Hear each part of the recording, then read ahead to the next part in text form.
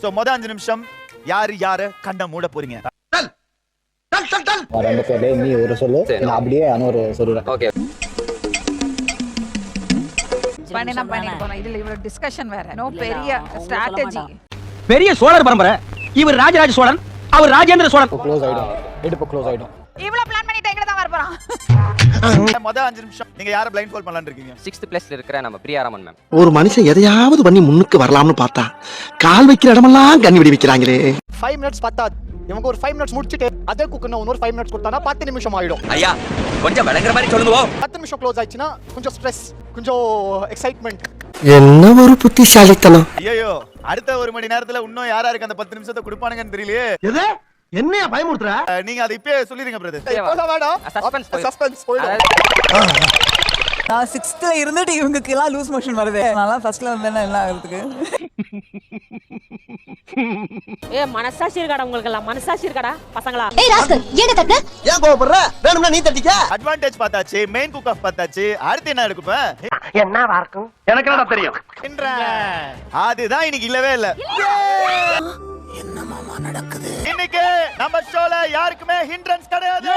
என்னங்க எனக்கு ஒண்ணுமே புரியல. அதுதானப்பா எனக்கும் புரியல. ஹிண்ட்ரன்ஸ் அப்படினா என்னது? ஒரு தடை. ஆமா, அத நான் இன்னைக்கு உங்களுக்கு தர மாட்டேன். கியூட் பாய்.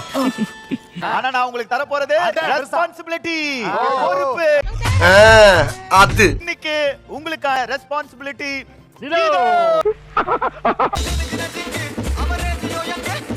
அவ்வளவுதான், நம்மள முடிச்சு விட்டீங்க போங்க.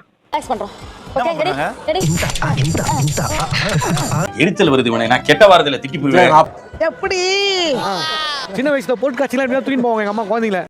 ஆஹா. 2 வெங்காயம் சொல்றா. 2 வெங்காயம் medium size. Big size small சைஸ்லாம் வேண்டாமா? சார் என்ன சார் மொக்க காமெடி போட்டுட்டு இருக்கா சார்? என்ன செய் ராமு சொல்லுங்க. சொன்னது செய் ராமு. ரொம்ப சின்ன பிள்ளைதமால இருக்கு. லைட்டர்லயே லைட்டர் இங்க தான் இருக்கு. கண்ணு முன்னாடியே தலைவருக்கு லைட்டர் இருக்கு. கண்ணு தெரியல. இப்படி தாண்டா அசிங்கப்படுறதுனா வாழ்க்கையில.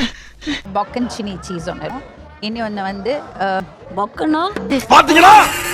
செல்லத்துக்கு ஒண்ணுமே தெரியல. BOCCONCINI bocconcini cheese. என்னடா திருட்டு மொழி பிடிக்கிற?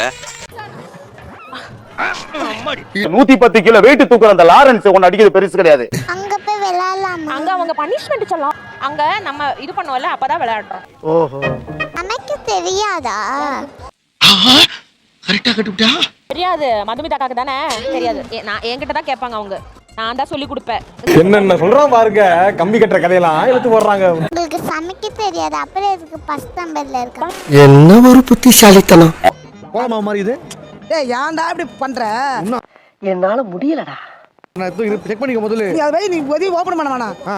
உள்ள வை குமாரே. ஏமா ஸ்ட்ராபெரி இருக்குல்ல, அந்த ஸ்ட்ராபெரியா? ஸ்ட்ராபெரி தான் சொல்லுவாங்க. ஸ்ட்ராபினா.